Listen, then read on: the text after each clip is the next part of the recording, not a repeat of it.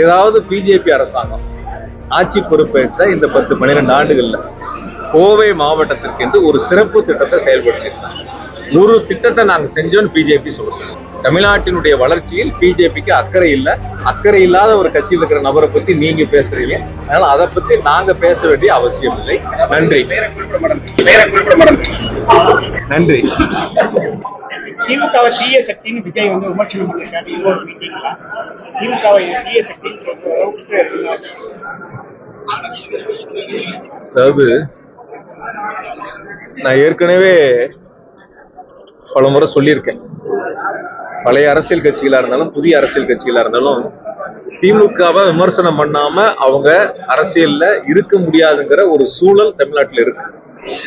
திமுக விமர்சனம் பண்ணினா மட்டும்தான் அவங்க அரசியல் களத்துல நிக்க முடியும் அப்படிங்கிற அந்த சூழல் இருக்கக்கூடிய காலகட்டங்கள்ல திமுக விமர்சித்தே ஆக வேண்டும் அப்படின்னு கட்டாயத்திற்கு அவர்கள் தள்ளப்பட்டிருக்கின்றார்கள். அது யதார்த்தமான ஒரு சூழல்.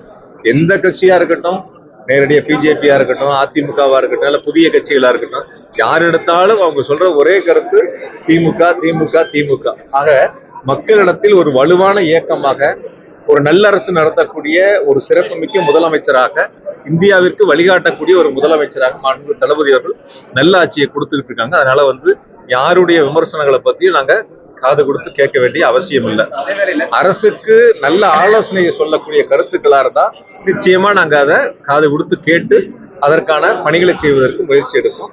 அதனால அரசியல் சம்பந்தப்பட்ட விமர்சனங்களை வைக்கக்கூடியவர்கள் எந்த கருத்துக்களை சொல்றாங்களோ அது அவங்களுடைய கருத்துக்களா நீங்க எடுத்துட்டு போங்க.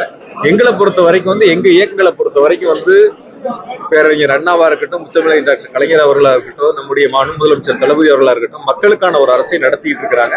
அதனால யாருடைய விமர்சனங்களையும் நாங்க காது கொடுத்து கேட்க வேண்டிய அவசியம் இல்லை.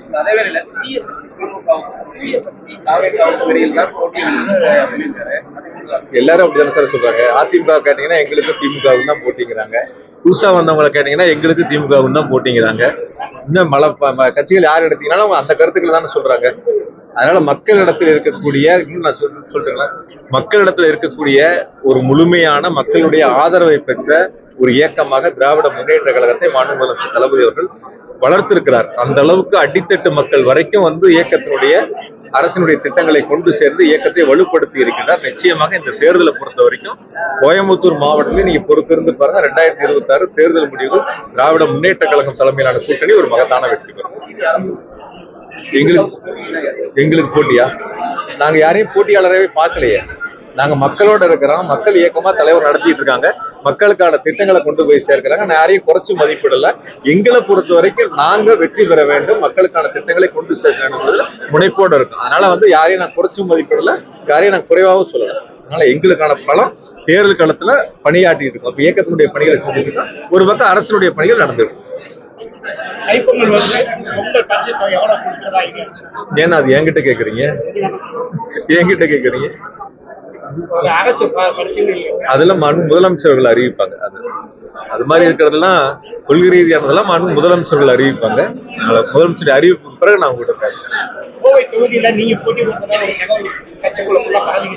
அன்னைக்கு 2-3 நாள் பார்த்தேன். சோசியல் மீடியாலையும் போயிட்டு இருந்து இப்ப நீங்களும் கேக்குறீங்க. சோசியல் மீடியா பார்த்தா நானே தெரிஞ்சுக்கிட்டேன். சோசியல் மீடியா பார்த்த பிறகுதான் நானே தெரிஞ்சுக்கிட்டேன். எனக்கு நல்லாதான் இருக்கு கரூர் தொகுதி. தொடர்ந்து என்ன ஜெயிக்க வச்சுட்டு தொடர்ந்து எனக்கு கரூர் மக்கள் ஜெயிக்க வச்சுக்கிட்டு தான் இருக்காங்க. 5 தேர்தலில் நின்று 5லையும் ஜெயிச்சிருக்கிறேன். அதனால சோசியல் மீடியாலையும் நீங்களும் தான் அந்த கருத்துக்களை கேட்கறீங்க. நல்ல தொகுதி, நல்ல மக்கள் என்னை அன்பா பாசமா வச்சிருக்கிறாங்க. இன்னும் என் மேல நம்பிக்கை வச்சு தொடர்ந்து ஆதரவு கொடுத்துருக்காங்க. கரூர் எனக்கு நல்லாதான் இருக்கு. அதனால உங்களுக்கு அப்படிப்பட்ட சந்தேகம் தேவையில்லை. சமூக வலைத்தளங்கள்ல யாரோ ஒருத்தர் பேசுறத ஒரு பொருட்டா நம்ம எடுத்துக்க வேண்டியதில்லை. அதனால இங்க கோவையை பொறுத்தவரை எங்களுடைய இலக்கு தலைவர் எங்க எல்லாத்துக்கும் இருக்கிற கட்டளை 10 தொகுதிகள்ல நம்ம ஜெயிக்கணும், அதுக்கான களப்பணியை ஆட்டணும் அப்படிங்கிறத நாங்க எல்லாரும் மாவட்ட செயலர் நிர்வாகிகள் சேர்ந்து அந்த பணிகளை பார்க்கறோம். நிச்சயமா பொறுத்திருந்து பாருங்க, நல்லது நடக்கும்.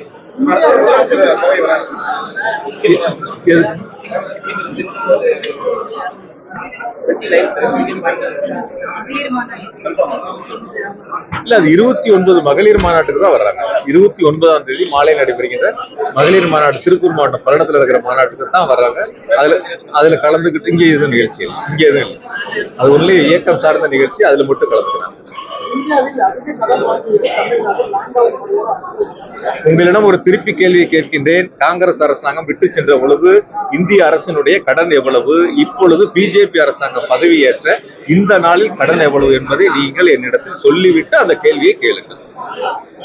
பிஜேபி அரசாங்கம் வாங்கின கடன் எவ்வளவு, இந்த 10-11 வருஷத்துல பிஜேபி அரசாங்கம் வாங்கின கடன் எவ்வளவு கூடி இருக்கு அப்படிங்கிறது நீங்க அதை எடுத்து பார்த்துட்டு இந்த கேள்வியை எங்களிடம் கேளுங்க. நன்றி. இப்போ இளைஞரணி மாநாட்டை பொறுத்தவரை எங்களுடைய துணை முதலமைச்சர் அவர்கள் மிக பிரம்மாண்டமாக ஒரு எழுச்சி மிக மாநாடாக திருவண்ணாமலையில் மிக எழுச்சியோடு நடைபெற்ற மாநாடு முடிந்திருக்கின்றன. அடுத்த மாநாடு எங்க என்பதை எங்களுடைய இளைஞரணி செயலாளர்கள் அறிவிப்பாங்க. இப்ப எங்களுக்கு மகளிரணி மாநாடு நடத்துவதற்கான அந்த வாய்ப்பை தலைவர் கொடுத்திருக்காங்க. இளைஞரணி மாநாடு அறிவிப்பு வந்த பிறகுதான் எங்களுக்கு தெரியும் யார் எங்க நடத்துறாங்க, எந்த பகுதியில் நடத்துறாங்க.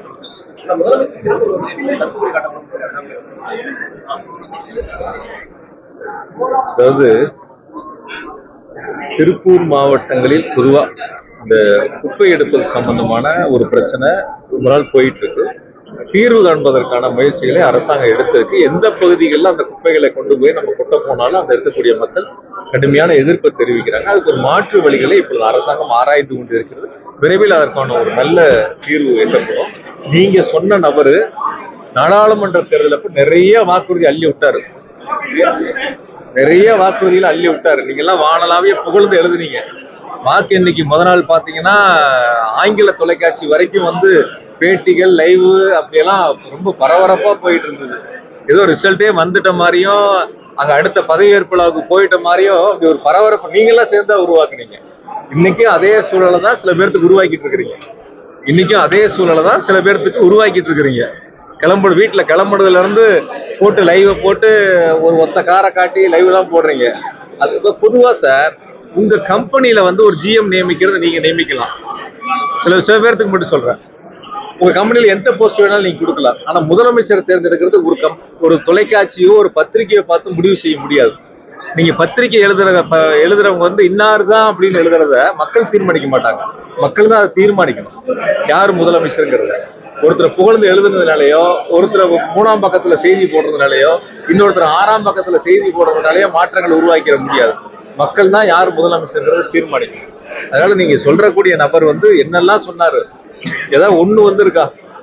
நான் கேட்கிறேன், கோயம்புத்தூர் நான் அன்னைக்கே கேள்வி கேட்டேன், ஆர்ப்பாட்டத்தப்ப அண்ணகிட்டையும் கேட்டேன், ஏதாவது பிஜேபி அரசாங்கம் ஆட்சி பொறுப்பேற்ற இந்த 10-12 ஆண்டுகள்ல கோவை மாவட்டத்திற்கு என்று ஒரு சிறப்பு திட்டத்தை செயல்படுத்தியிருக்காங்க.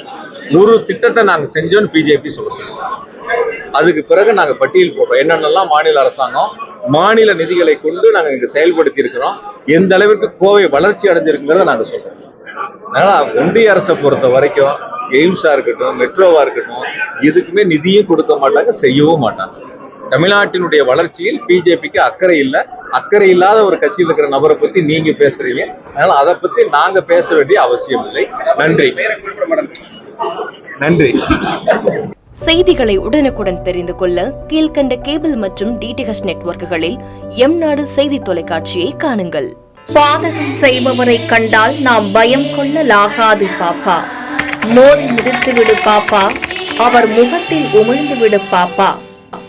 அண்மை செய்திகளை உடனுக்குடன் தெரிந்து கொள்ள இணைந்திருங்கள் எம்நாடு தொலைக்காட்சியுடன்.